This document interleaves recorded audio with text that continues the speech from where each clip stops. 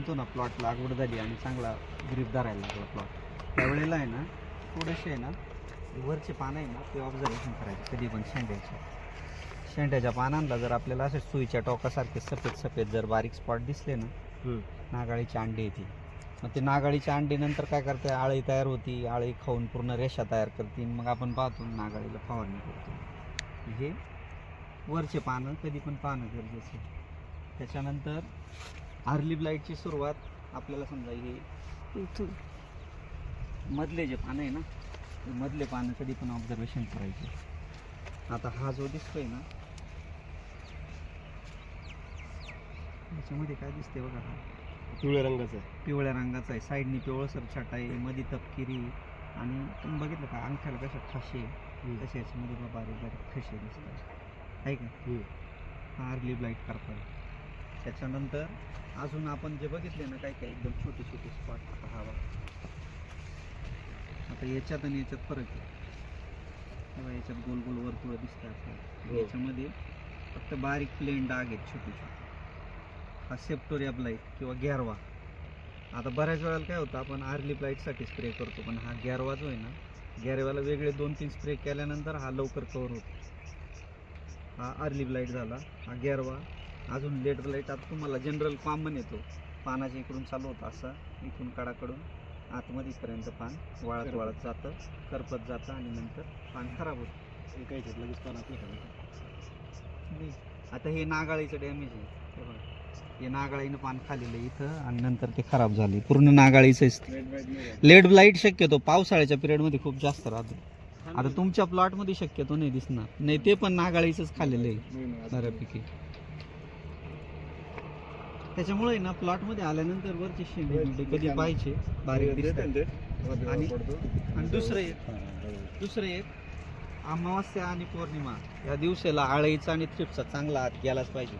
त्या दिवशी नाही, त्याच्यानंतर 1-2 दिवस अगोदर किंवा 1 दिवस लेट करायचं. कारण काय होतं, अमावस्या किंवा पौर्णिमेच्या त्या पिरियडमध्ये आळी जी ना ती अंडी घालते, आणि बरेचसे औषध असे की ते अंड्यावरती काम करत नाही. अंड्यातून बाहेर आली काळी, मग औषध मारलं का मग त्याचा रिझल्ट चांगला नाही.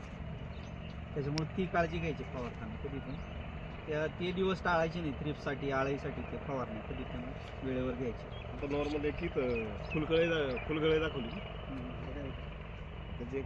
फुलगळ एवढा मोठा प्रॉब्लेम याच्यात नाही वाटत बरं का फुलगळीचा. नाहीच आहे, पण असं क्वचित एखादी पंजामध्ये एखादं फुल आहे. हा बघा, आता याच्यामध्ये पंजावर समजा 10 फुलं असतील तर 10चे 10 काय सेट होणारे नाही. त्याला भरपूर कारण आहे. एक तर टेम्परेचर वाढलंय आता हे तरी सेटिंग आतापर्यंत दिसते. टेम्परेचर वाढल्यामुळे अजून तुम्हाला सेटिंगमध्ये फरक दिसत. आज जसं ऊन वाढेल ना तसं तुम्हाला पाण्याचं प्रमाण वाढवावं लागेल.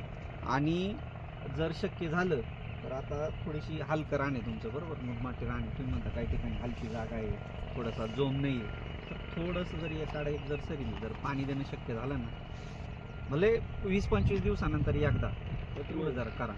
आपण किती दिवसात फ्लड चालू केलं चालेल, म्हणजे फ्लड दिलं चालेल? 20-25 दिवसांनी एकदा द्या, कारण आता टेम्परेचर इतकं वाढलं ना. 2 दिवसात दिलं चालेल का? नाही, दिवसाड 2 दिवसाड एवढी नाही, एक हप्ता, 20 दिवसानंतर 15-20 दिवसांनी एकदा जर दिलं ना, ते पण एकाडे एक सरी द्यायची जर सोय असेल तर पाण्याची. नाहीतर पाणी मुबलक आहे आमच्याकडे. माझं काय म्हणणं आहे का, तुम्ही जे 15-20 दिवसाचं 25 दिवसासारखं सांगताय, तर आपल्याकडे पाणी आहेच. नाही, एवढं द्यायची गरज नाही, कारण ड्रिपनी तुम्ही पाणी देणारच आहे. ते पाणी देण्याचं कारण काय माहिती का, एकतर तुमची जागा जर पाहिली थोडी हलकी जागा आहे, पाणी काय होतंय तुमचं, पाणी तुम्ही भरपूर दिलं ड्रिपनी तर ड्रिपचं पाणी डायरेक्टली चावटून खाली जाईल. तसं तुम्ही फ्लडनी जर दिलं ना एकाड एक सरी, तर काय होईल, गारवा राहील जमिनीमध्ये. वरतून टेम्परेचर भरपूर आहे, खालून जर एकाड एक सरी भरली ना तर गारवा चांगला राहील आणि मुळी चांगली ॲक्टिवेट राहील. आता अडचण सगळ्यात मोठी काय आहे, तर हा प्रॉब्लेम जो आहे हा होईल कवर, पण जे आपटेकची अडचण आहे ना त्यासाठी तुम्हाला पाण्याचं नियोजन वाढावं लागेल.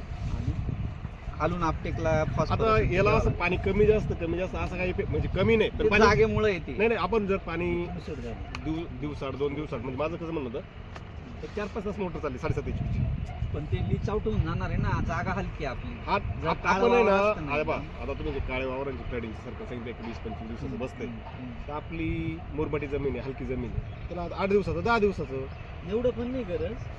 15 दिवसांनी तुम्ही एक रोटेशन द्या याला. आता जो गारवा आहे या चालूमध्ये त्याला दिलं तर चालेल, देऊ शकता ना. आता जर दिलं ना याचा कारवाई वगळून जाईल मस्त, आणि एकदम फरक दिसेल तुम्हाला थोडासा. त्याच्यामध्ये 1840 टाकलं चालेल का? 1840 डायरेक्ट आपण याच्यामध्ये समजा तण काढून घेतलं 1840 आहे ना पाणी करून टाका तुम्ही. भिजवून. 1840 त्याच्यानंतर आपलं हे याला 05234 ची गरज आहे. 05234 मायक्रोन्यूट्रिएंट मिंगल वगैरे तुम्ही दिलंय का हो एवढ्यात? दोनदा दिलं होतं, एकदा मिंगल दिलं होतं.